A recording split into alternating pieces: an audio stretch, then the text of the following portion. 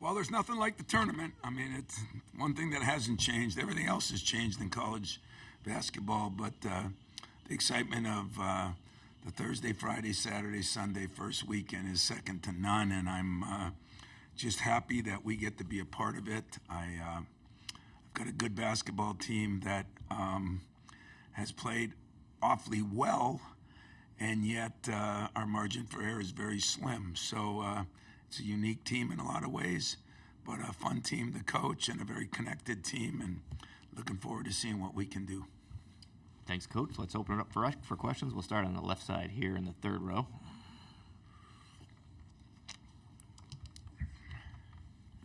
Joe Reedy, Associated Press. Tom, when you won the national title in 2000, your tournament road began here in Cleveland. Just any superstition or possible luck?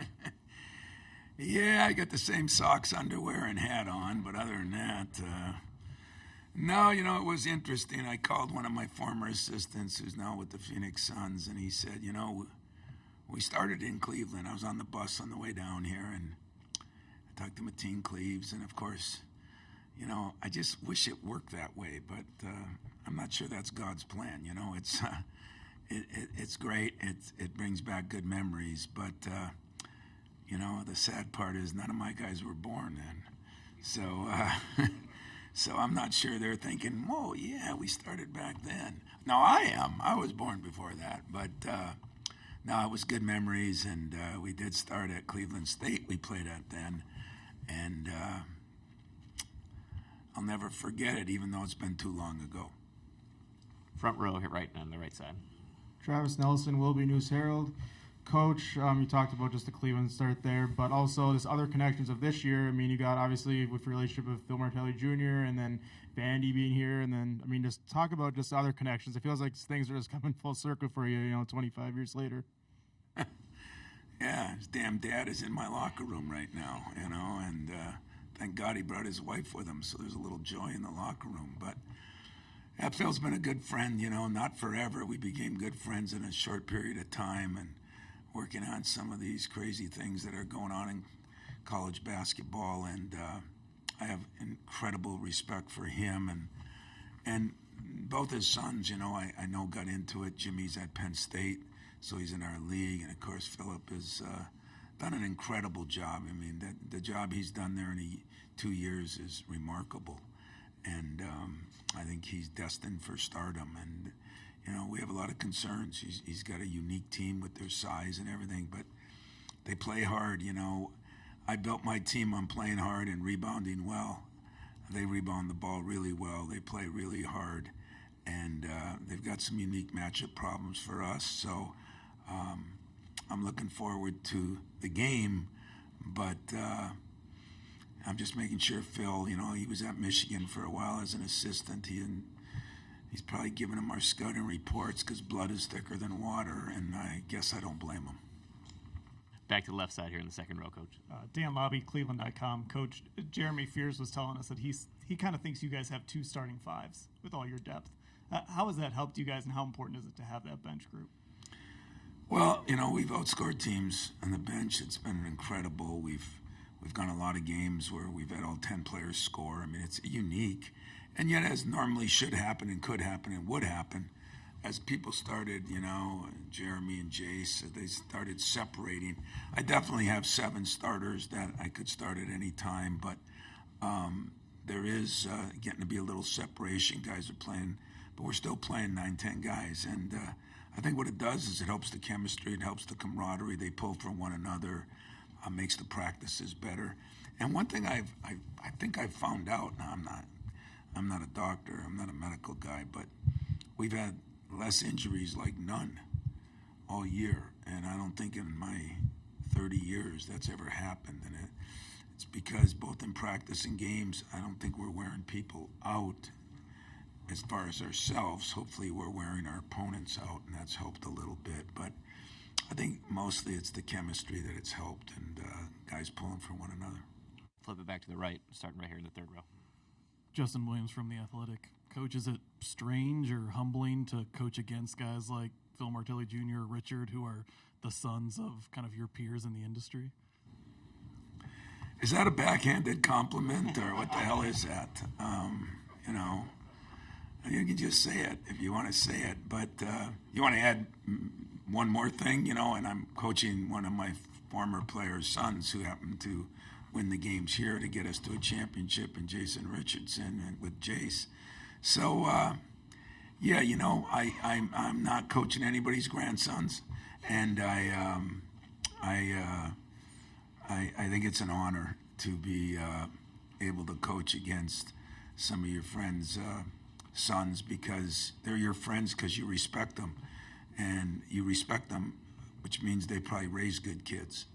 And, you know, and I think Richard was in our league at Minnesota, could play against him. Philip play against tonight, you know. Shaka's a good friend in a different way, but, you know, all the guys that we could play, and especially the one we do, is there's some ties to it, and I think that's a good thing. But going against a guy's son who you have great respect for won't change our friendship, won't change anything, because it's a respect factor that I think will go on no matter what happens. We'll keep it on the right side here, Coach. Yeah, just two quick questions, I guess. Luke Taylor, Full Court Network. First question I have is, just with the current basketball landscape, college basketball landscape, how is you and your coaching staff balancing still playing in the tournament and then the all other factors that are kind of influencing college basketball right now? I'll just say it's harder than most people think. Everybody tries to make it out to be like it's just part of the new regime and new. It's not. It's different. You know, there's coaches that are going to lose today and already have lost today. And now their work really starts. Keeping their players. We get people messing with people's players during the tournament and during their year. And so there's some issues, but I've done a pretty good job after 2 miserable years of dealing with it, being on committees and trying to fight the fight and realizing there's no winning the fight. So I've done a better job of saying, I don't worry and I don't talk about questions like you asked me just now. No insult to you, but I'm trying to just focus on my team and not worry about what's going to happen tomorrow or tomorrow night if we lose, or what's going to happen Sunday if you lose, or what's going to happen whenever if you lose. But don't let anybody kid you. There ain't any coaches that feel great about it, and I think there's been a lot of players, as you watch what's happened, you know, some made some great moves, but a lot of them made big mistakes. And so we'll see what happens in the long run. It's just something I'm not worrying about anymore. I'm just going to worry about my little Spartan team and see what I can do with them, and it's served me well. It really has. Seeing you have a lot of joy this year, more so than maybe last year, just with everything going on. What does Michigan State mean to you? Well, you know, I got married at Michigan State. My kids were raised at Michigan State. My kids went to Michigan State. I lived on the Upper Peninsula of Michigan, which is way up there where there's 11 months of winter and 1 month of poor sledding. And so I grew up a Michigan State fan in a state where maybe a lot of people are Michigan fans. We had a basketball player from Menominee, a couple football players from Kingsford that went to Michigan State. So I always grew up a Michigan State fan. And so I'm not sure there's many guys in the world of any college that care more about their university, care where about it's going, want to be part of the resurgence, want to be part of putting it in the best possible place. I said Michigan State has been good to me, and I think I've been good to them. And my old boss, Judd Heathcote, once said that a good deal is a good deal for you and a good deal for me. If it's a one-sided deal, it's not a good deal. This has been a good deal for me and a good deal, I think, for them and the 600,000 living alums. So I coach and try to win for each and every one of them. Second row here on the right. Jim Comparoni, SpartanMag.com. You mentioned about the matchups and some of the things that Bryant poses.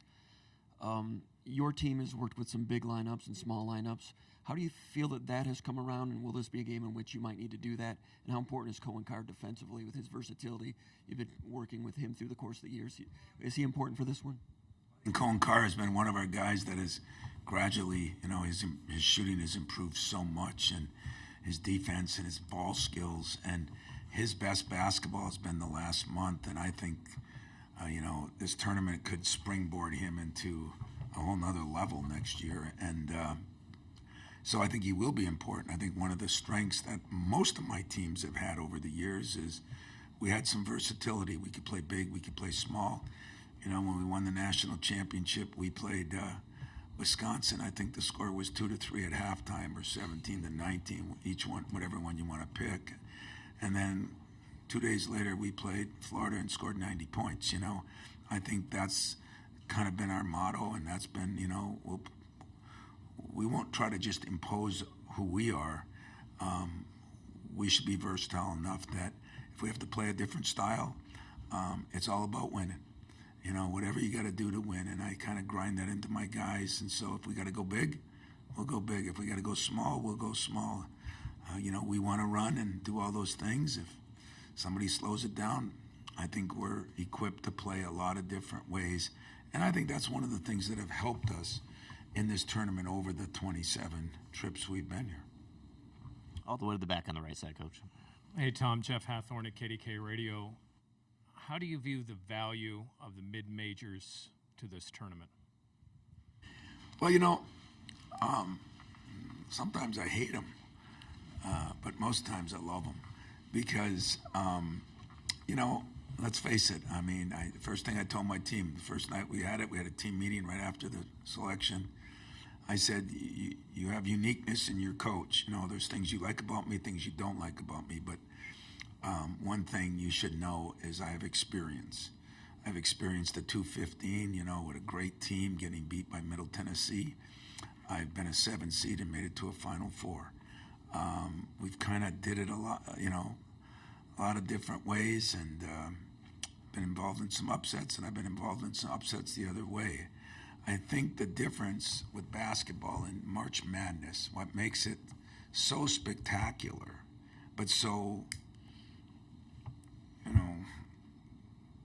grinding for us and hit you right in the gut, is football when, now they're at 12 teams in their playoff, but it's the 12 best teams in the country. We have 68 teams of all different levels and all different schools that have 3,000 and schools that have 60,000. It's just so different, and everybody loves Cinderella.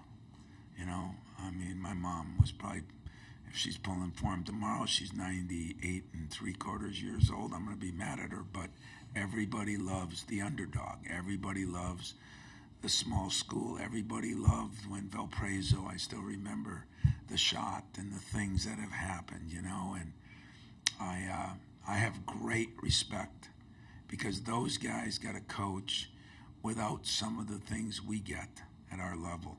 And there are some great, great, great coaches at that level that are making a name for themselves and going to do some damage as they move up the ladder and get jobs here. So respect is off the charts.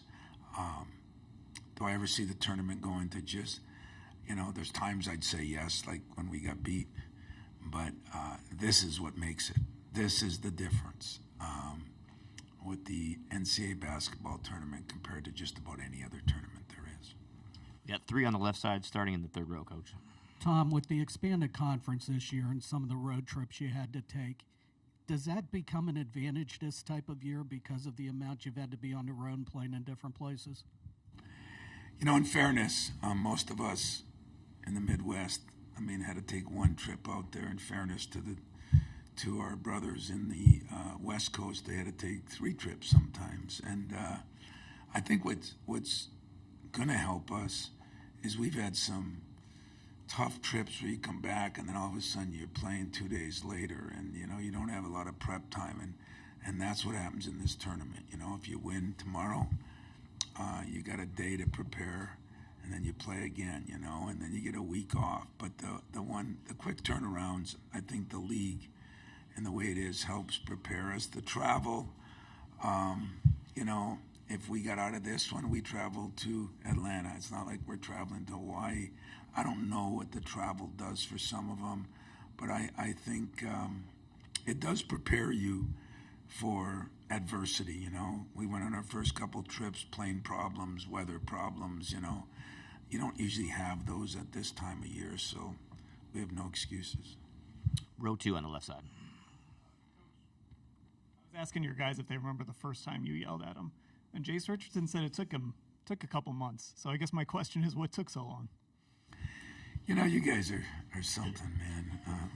Let me ask you something. You know, what kind of kid were you when you were 5? I probably could have gotten yelled at one. Well, did you? Because if you didn't, you probably turned out like you did and you became a writer. So, I mean, that's your problem. But I'd say that, you know, yelling at, first of all, nobody gets yelled at. I mean, when I talk to my staff, I got Thomas Kelly, who was here in 2002, and Mateen comes into practice and asks me why we're belly bumping now for our war drill instead of playing. I said, I'm worried about lawyers suing me.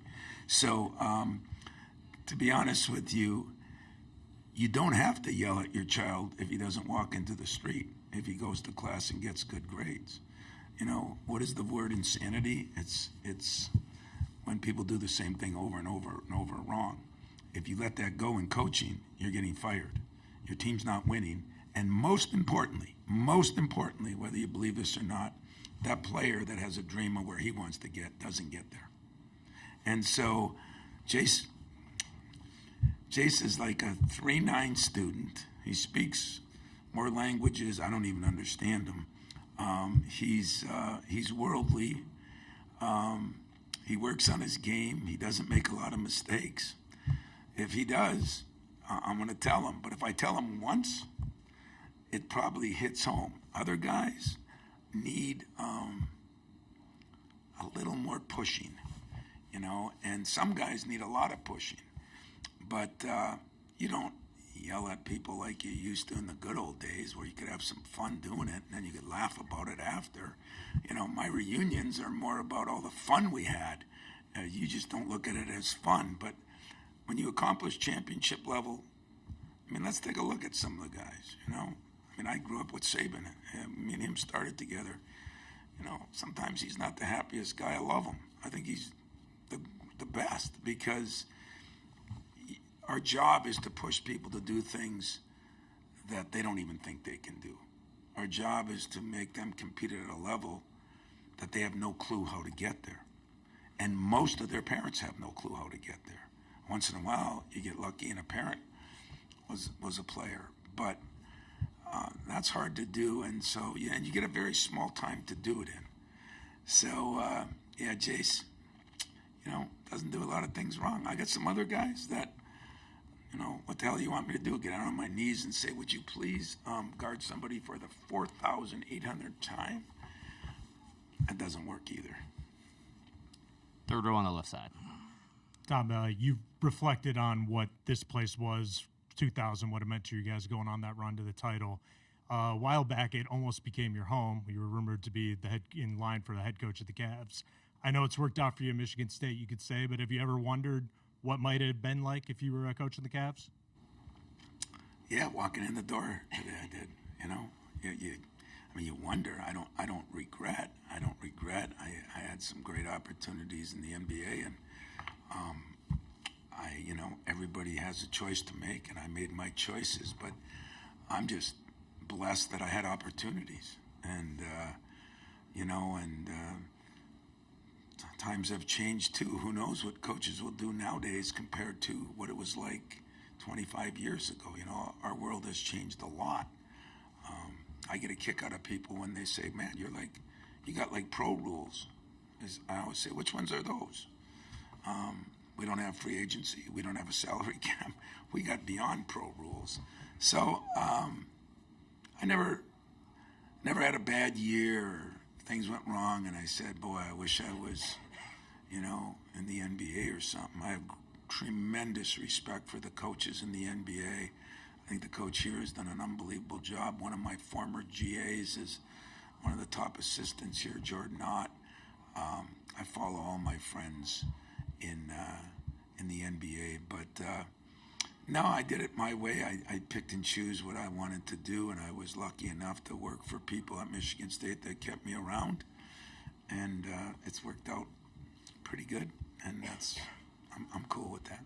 Last question on the right side here, Coach. And Tom, you've got a guy like Frankie who's getting this opportunity for the first time, a guy like Jeremy who was here or was there last year but couldn't play, just freshmen like Jace. Just do you see, this first time experience, whether they're young or old, just to kind of get that little extra bit of a spark for the tournament? On too, those guys never got a chance to. I mean, like Shimon on senior night, he was like a kid in a candy store, like, oh my God, and that is cool, I don't want anybody not excited about playing in this, and that includes me.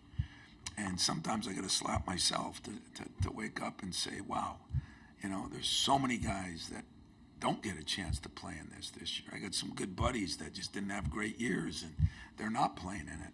So for a player, just think of Jace. I mean, he watched his dad come back for reunions and watched highlights of his dad, and his dad won 2 Big Ten championships, went to 2 Final Fours, won a national championship. He gets a chance to do his thing now. He gets a chance to be in that position, and I know he's excited. I think Shimon and Frankie, are thrilled to death to be in the NCAA tournament. They've never been in it, and it is a happening. And so, and Jeremy, knowing he couldn't play last year, he's had a hell of a 2-3 weeks. He's really elevated his game too, and I think he's pretty excited, but not as excited as the coach. The coach still appreciates the NCAA tournament more than you can believe. Don't sleep, get nervous. I played in enough of them, you'd think that it'd go away, but it doesn't go away because it's the ultimate to me. It's why you work, why you play. You don't work to win games. You work to win championships, and you work to have opportunities to play in these kind of settings. And so hopefully we'll play well. I'm sorry, I missed Chris Solari. One more. That's okay. Yeah, wouldn't be the first time. Don't worry. 2 quick things. One, we talked to AJ earlier, and obviously he's here with Vanderbilt, and I wonder how much you've kind of followed that and what it means to see him get back, and also being here in Cleveland. What has Jesse McCullough meant to the development of your big men when they get to go against a scholarship big guy every day? Well, the best and worst thing we did was redshirt Jesse. I think a lot of people in this city, questioned even when we took him, and he has been you guys have been in practice. He's a really good player, and he's going to be a really, really good player. And going against him every day, he's got energy, he's got enthusiasm. He never has a bad day. I mean, I wish I could borrow some of that from him. But it's meant a lot to us, I think, to have him. And with AJ, I talked to AJ, I don't know, every 3-4 weeks, sometimes every 2. I mean, I text him, I congratulate him. Marty, those guys graduated from our place. They'll always be part of us. Sometimes things work out better or worse, but nobody leaves my place very often with a lot of animosity. They leave it.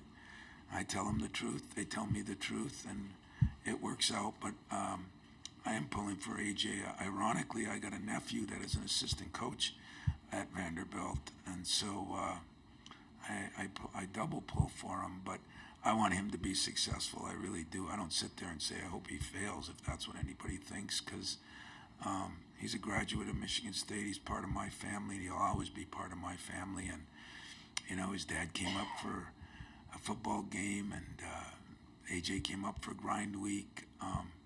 We got a weird thing in our place. Very few people leave without.